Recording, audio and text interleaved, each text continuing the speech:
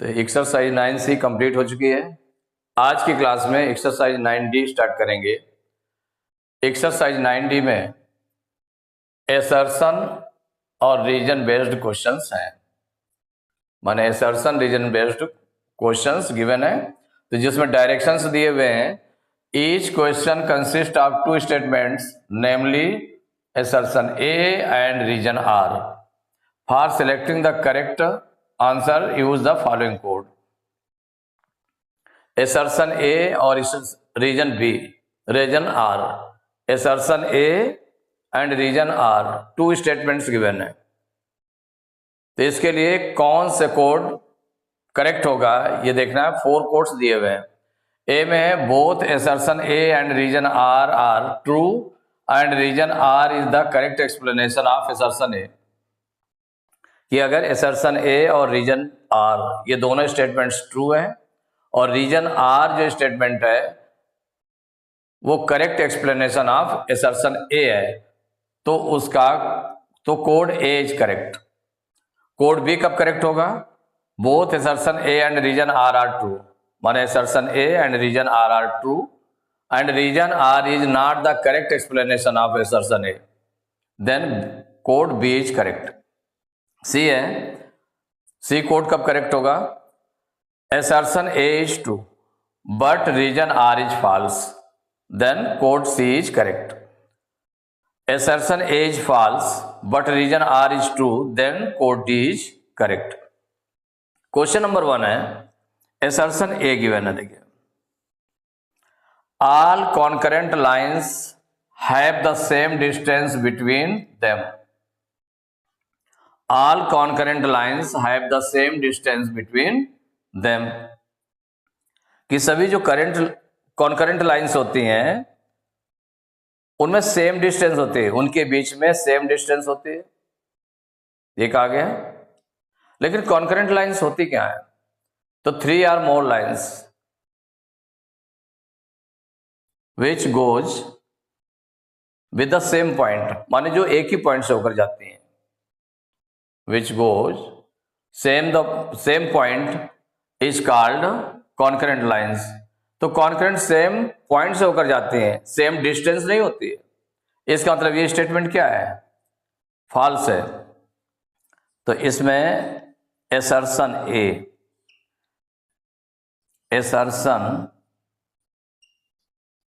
A is false.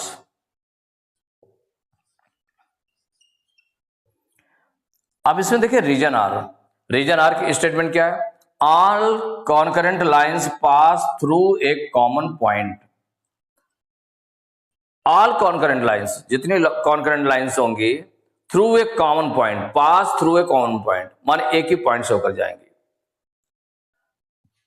तो इसका मतलब ये जो पॉइंट है आपका ट्रू है, तो रीजन आर इज ट्रू।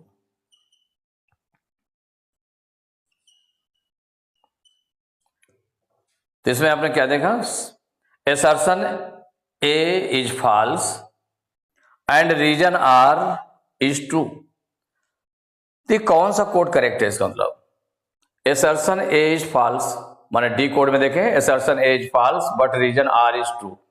तो so code D is correct answer, is correct answer, ये आपका आंसर हो गया। तो question number 2, assertion A statement given है, only one line can be drawn passing through 2 distinct points. अगर 2 पॉइंट्स गिवन है, 2 अलग अलग पॉइंट्स गिवन है, तो उनसे होकर केवल 1 लाइन ड्रा की जा सकती है। सपोज करिए इस तरह से कि 2 पॉइंट्स अगर दिए हुए हैं तो इससे केवल 1 लाइन ड्रा कर सकते हैं। इन दोनों पॉइंट मिलाने वाली केवल 1 लाइन होगी। तो only 1 line can be drawn passing through 2 distinct points. इसका मतलब क्या हुआ? ये आपका ट्रू है स्टेटमेंट। एसर्शन ए क्या है? ट्रू है।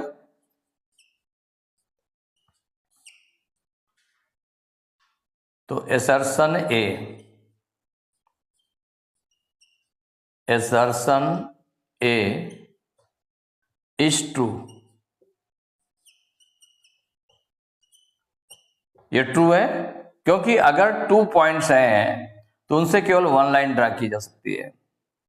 ये सपोज करिए ए है पॉइंट और बी पॉइंट है, 2 पॉइंट्स हैं तो 1 लाइन ड्रा की जा सकती है, तो assertion A is true। अब रीजन आर देखिए स्टेटमेंट क्या दिया है, an unlimited number of lines can be drawn passing through a given point. अगर कोई एक पॉइंट गिवन है तो उससे unlimited number of lines can be drawn. तो अगर कोई पॉइंट सपोज करिए गिवन है तो इससे बहुत सी लाइन पास हो सकती हैं, कोई भी लाइन जा सकती है इसमें, ये लाइन चली जाएगी, इस तरह से जा सकती है लाइन, किसी एक निश्चित पॉइंट से बहुत सी line, unlimited number of lines can be drawn. तो इसका मतलब ये भी स्टेटमेंट आपका ट्रू है। तो क्या हो जाएगा, रीजन आर इज ट्रू। देखिए दोनों ट्रू हो गए, दोनों के लिए ए और बी में assertion ए और रीजन आर दोनों ट्रू रहते हैं। लेकिन आप देखें कि करेक्ट एक्सप्लेनेशन है कि नहीं है। तो यहां पर जो रीजन आर लिखा हुआ है ये 1 पॉइंट के लिए है और यहां पर 2 पॉइंट्स हैं लिए गए, डिस्टिंक्ट पॉइंट्स हैं, 2 डिस्टिंक्ट पॉइंट है। तो इसका मतलब ये इसको करेक्ट एक्सप्लेनेशन नहीं है। And reason R is not the correct explanation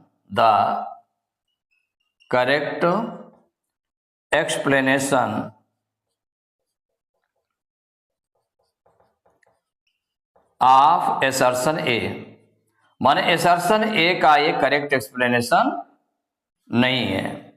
तो इसका मतलब कौन सा ऑप्शन करेक्ट है, तो बी ऑप्शन में दोनों ट्रू हैं, assertion ए और रीजन आर ट्रू है, रीजन आर करेक्ट एक्सप्लेनेशन नहीं है। तो इसका मतलब इसमें क्या हो जाएगा, so code B is correct answer,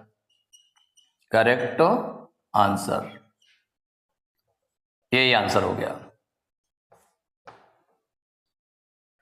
तो क्वेश्चन नंबर 3, assertion ए, ये स्टेटमेंट गिवन है, there are no points common between 2 parallel lines. अगर 2 पैरेलल लाइंस में देखें, 2 पैरेलल लाइंस हैं,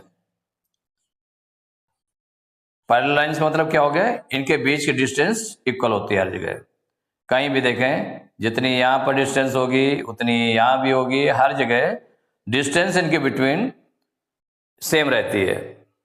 तो there are no points common between 2 parallel lines.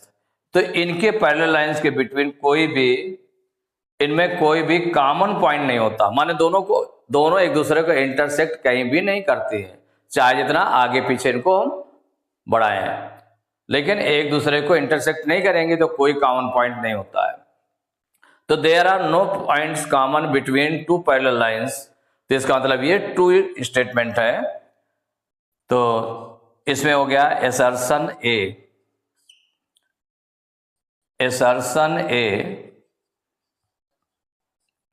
Is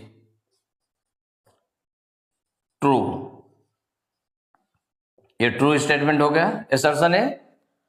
अब देखिए सेकंड रीजन को देखें, तो रीजन आर, ये स्टेटमेंट पर देखते हैं, 2 parallel lines always have the same distance between them.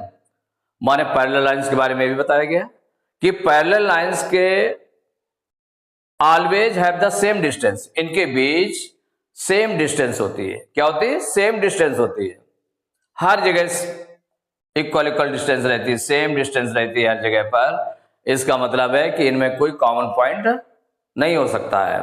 तो ये इसको करेक्ट एक्सप्लेनेशन भी करता है और ये ट्रू भी है, ट्रू है। तो reason R is true and reason are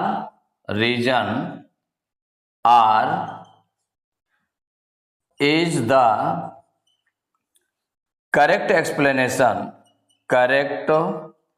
explanation of assertion A.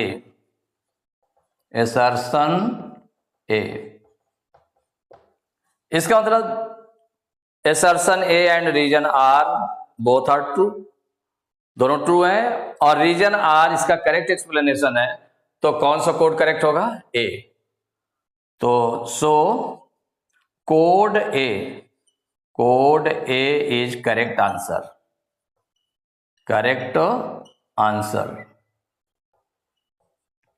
यही आंसर हो गया। Question number 4, assertion A statement is given, ray AB is the same as ray BA। माने ray AB is the same as ray BA। तो देखिए दोनों का direction अलग है, क्योंकि सिंगल डायरेक्शन है। ये डायरेक्शन आपका इधर है B की ओर, और ये किधर की ओर है डायरेक्शन? इसका जो रेज आ रही है वो A की ओर डायरेक्शन है, A की ओर डायरेक्शन है। सिंगल डायरेक्शन है ना, रे में एक साइड एक इनिशियल पॉइंट होता है, दूसरा क्या होता है जिधर की ओर इसको कितना भी हम प्रोड्यूस कर सकते हैं, कितना भी इंक्रीज कर सकते हैं। तो यहां पर देखिए ए आपका इनिशियल पॉइंट है और बी की ओर आपका एरो है, माने डायरेक्शन इधर को बी की ओर है। लेकिन यहां पर क्या है, बी आपका इनिशियल पॉइंट है और ए की ओर डायरेक्शन है। ए की ओर डायरेक्शन है कि ए की ओर हम कितना भी इसको इंक्रीज कर सकते हैं, प्रोड्यूस कर सकते हैं। तो इसका मतलब दोनों का डायरेक्शन अलग है। तो ray A B is the same as ray B A, ये आपका क्या होगा? फॉल्स। ये स्टेटमेंट फॉल्स है, तो सॉल्विंग में देख लेंगे। एसर्शन ए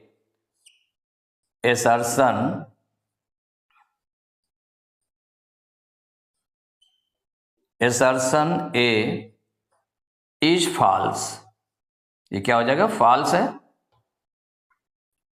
अब रीजन आर को देखते हैं। रीजन आर, देखिए रीजन आर में क्या है? An infinite number of rays can be drawn with a given point as the initial point. माने कोई भी पॉइंट अगर इनिशियल पॉइंट है, इस नंबर ऑफ रेज, तो ये इनिशियल पॉइंट हो गया, इससे ये भी रे आप निकाल सकते हैं, ये भी रे निकाल सकते हैं। माने number of an infinite number of rays, बहुत सी रेज, जितनी रेज चाहे उतनी हम निकाल सकते हैं यहां से। तो कितनी रेज? बहुत सी रेज निकल सकती हैं। इसका मतलब ये ट्रू है, स्टेटमेंट आपका है। An infinite number of rays can be drawn with a given point as initial point, ये रीजन आर इज ट्रू। अब इसमें देखें, देखिए assertion A is false but reason R is true. कौन सा है? Assertion A is false but reason R is true, ये D code है। इसका मतलब क्या है? So code D is correct answer,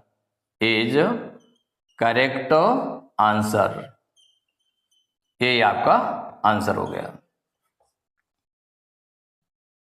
question number 5, assertion A statement given है, the vertex is the common initial point of the two rays forming the angle. माने two rays जो angle बनाती हैं, तो वो जो कॉमन इनिशियल पॉइंट होता है उसको वर्टेक्स बोलते हैं। जैसे आप सपोज करिए कि the vertex is the common initial point of the two rays. Common initial point है, इससे एक रेज ये गई है और दूसरी रेज ये गई, तो ये टू रेज है, इनका जो कॉमन इनिशियल पॉइंट है इसको हम बोलते हैं वर्टेक्स। क्या कहते हैं इसको? वर्टेक्स कहते हैं। ये वर्टेक्स हो गया। ये टू रेज है, एक रे ए हुई और एक रे ए हुई, ये दोनों मिलाकर के एंगल बनाती हैं। तो इसका जो कॉमन इनिशियल पॉइंट है उसको हम बोलते हैं वर्टेक्स। तो इसका मतलब क्या हुआ कि जो assertion A is true statement, assertion A is true, ये ट्रू है। रीजन आर में देखें, the two rays forming an angle, माने टू रेज एंगल बना रही है। The two rays forming an angle are called the two legs of the angle, माने rays होते हैं जो एंगल बना रहे हैं, इसको बोला गया are called the two legs of the angle. Two legs नहीं बोलते, क्या बोलते हैं? Arms. These are arms of angles. तो ये आपकी आर्म्स हैं, एक ये आर्म हो गई और एक ये आर्म हो गई, तो ये आर्म्स कहलाती हैं। माने इसका मतलब हुआ the two rays forming an angle are called the two arms of the angle, not legs. So this is false statement. तो ये हो गया रीजन आर इज फॉल्स। इसमें स्टेटमेंट में देखें कि जो सॉल्व में assertion A is true but reason R is false, ये कौन सा करेक्ट ऑप्शन है देख लें। तो सी में देखें assertion A is true but reason R is false, तो इसका मतलब code C is correct answer. So code C is correct answer,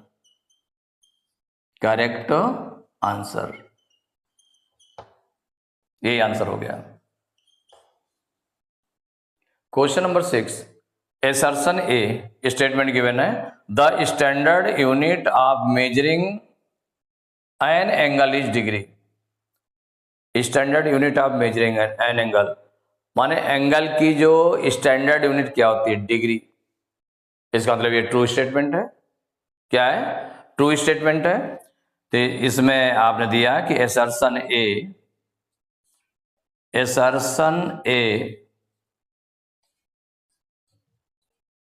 is true, ये ट्रू स्टेटमेंट है। अब देखें रीजन आर में देखें, I straight angle is equal to 180 degree. Straight angle क्या होता है? 180 डिग्री के इक्वल होता है, उसका जो मेजरमेंट होता है कितना? 180 डिग्री। तो इसका मतलब ये reason R is true, reason R is true, ये भी ट्रू है।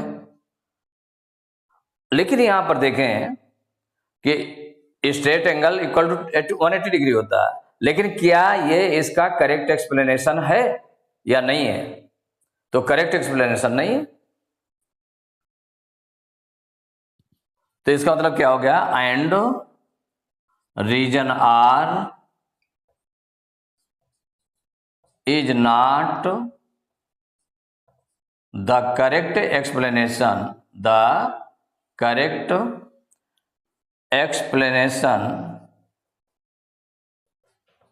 of assertion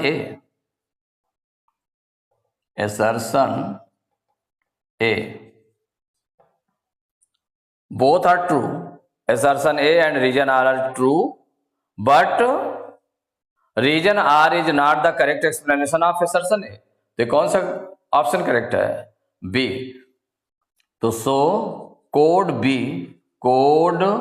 B is correct answer,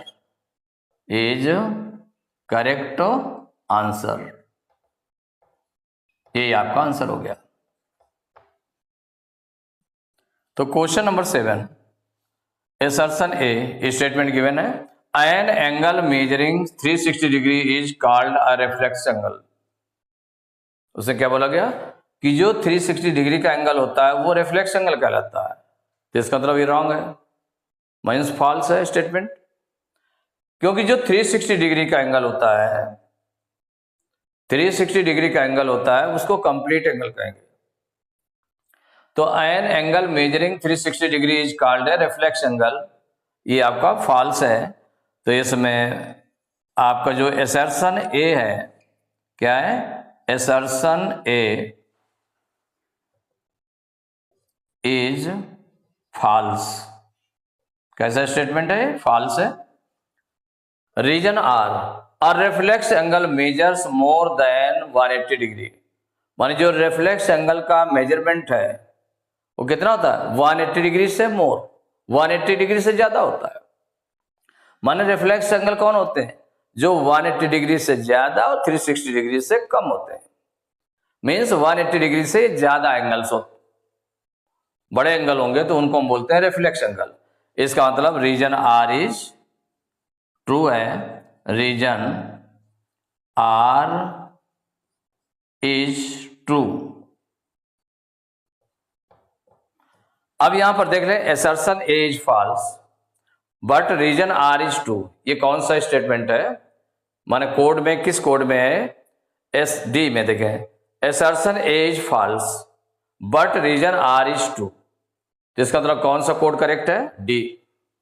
so code D is correct answer, correct answer, ये आपका आंसर हो गया। तो question number 8, assertion A statement देखो गिवन है, the sum of an acute angle and an obtuse angle can be equal to a straight angle. माने the sum of an acute angle, acute angle आपने ले लिया और एक जो है ऑब्ट्यूस एंगल ले लिया, कहा गया can be equal to a straight angle, कोई स्ट्रेट एंगल हो सकता है, can be, it can be. अब जैसे कि सपोज करिए, और नहीं भी हो सकता है, लेकिन कैन भी कहा गया, कैन भी हो सकता है, पॉसिबल है, लेकिन नहीं है तो भी आपका कोई बात नहीं, लेकिन हो भी सकता है।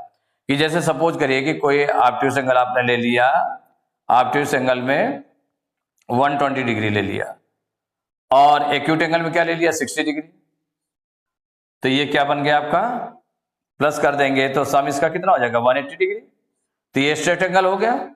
अगर आप अदर कोई ले लें, सपोज करिए ऐसे ले लेते हैं, एक ले लिया 130 डिग्री ऑब्ट्यूस एंगल और इसको ले लिया आपने 30 डिग्री एक्यूट एंगल को, तो इसको प्लस करेंगे तो कितना आ जाएगा, 160 डिग्री। तो ये आपका 180 डिग्री नहीं है, स्ट्रेट एंगल नहीं है, लेकिन पॉसिबल है कि कभी वो हो भी सकता है, कि माने इस तरह से बन जाए कि एक ऑब्ट्यूस एंगल और एक जो आपका एक्यूट एंगल है, ऑब्ट्यूस एंगल और एक्यूट एंगल, ये दोनों मिलकर के बन भी सकता है कि स्ट्रेट एंगल भी बना सकते हैं।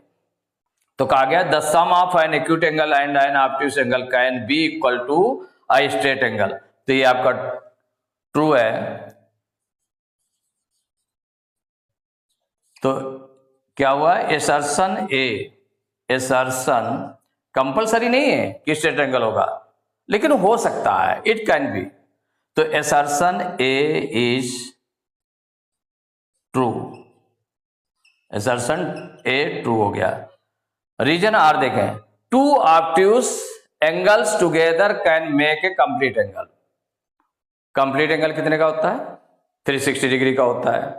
माने टू ऑब्ट्यूस एंगल्स हम ले लें कोई भी, सपोज करिए ऑब्ट्यूस एंगल कितना होता है, 180 डिग्री से लेस। अगर एक आपने सपोज करिए कि एक एंगल आपने ले लिया, ऑब्ट्यूस एंगल ले लिया 175 डिग्री, ठीक है, और दूसरा भी आप लेंगे तो क्योंकि 180 डिग्री से ज्यादा नहीं हो सकता, कितना नहीं हो, 180 डिग्री से 180 डिग्री या 180 डिग्री से ज्यादा नहीं हो सकता है, उससे कम ही रहेगा। सपोज करिए दूसरा आपने 175 डिग्री ले लिया, दोनों को प्लस करेंगे तो कितना आ जाएगा, 350 डिग्री। माने कंप्लीट एंगल नहीं बना सकते, कंप्लीट एंगल मीन्स हो गया 360 डिग्री नहीं बना सकते हैं। तो इसका मतलब ये जो स्टेटमेंट है रीजन आर, तो रीजन आर इज फॉल्स, कि रीजन आर क्या है, फॉल्स है। तो आपने देखा कि assertion A is true, reason R is false, assertion A is true but reason R is false, ये कौन सा है, code C. So code C is correct answer, correct answer, यही आपका आंसर हो गया। Question number 9, assertion A statement given है, an angle measuring 270 degree is a reflex angle. अब इसको देखें, एसर्शन ए को ट्रू है या फॉल्स है। तो रिफ्लेक्स एंगल कितना होता है, 180 डिग्री से मोर और 360 डिग्री से लेस। तो ये 270 डिग्री कहां पर आएगा, 180 डिग्री और 360 डिग्री के बिटवीन आएगा ना, ये एंगल आ जाएगा 270 डिग्री। तो इसका मतलब ये रिफ्लेक्स एंगल है, तो ये ट्रू स्टेटमेंट है, ट्रू स्टेटमेंट है। तो इसको आपने लिख दिया assertion A, assertion A is true, ये ट्रू हो गया। रीजन आर देखें, एन एंगल मेजरिंग मोर देन 180 डिग्री, जो 180 डिग्री से बड़ा हो, but less than 360 degree, 360 degree से छोटा हो, is called a reflex angle, माने उसको रिफ्लेक्स एंगल कहते हैं। करेक्ट है, क्योंकि रिफ्लेक्स एंगल 180 डिग्री से मोर और 360 डिग्री से लेस होता है। तो इसका मतलब ये रीजन आर जो है, reason R is true, reason R is true.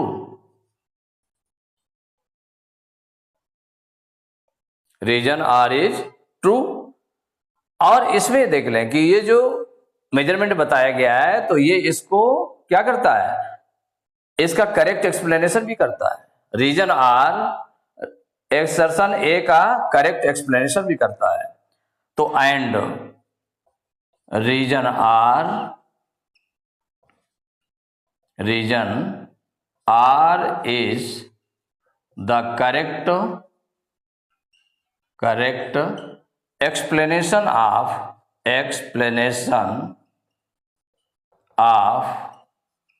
assertion A, assertion A। तो यहां पर देख लें दोनों स्टेटमेंट ट्रू है, assertion A और रीजन आर, और reason R correct explanation of assertion A का है। इसका मतलब है कि ए कोड करेक्ट है, तो हो जाएगा so code A is correct answer, is correct answer, यही आपका आंसर हो गया। तो एक्सरसाइज 9D के क्वेश्चन नंबर 9 तक कंप्लीट हो चुके हैं। नेक्स्ट क्लास में क्वेश्चन नंबर 10 से स्टार्ट करेंगे।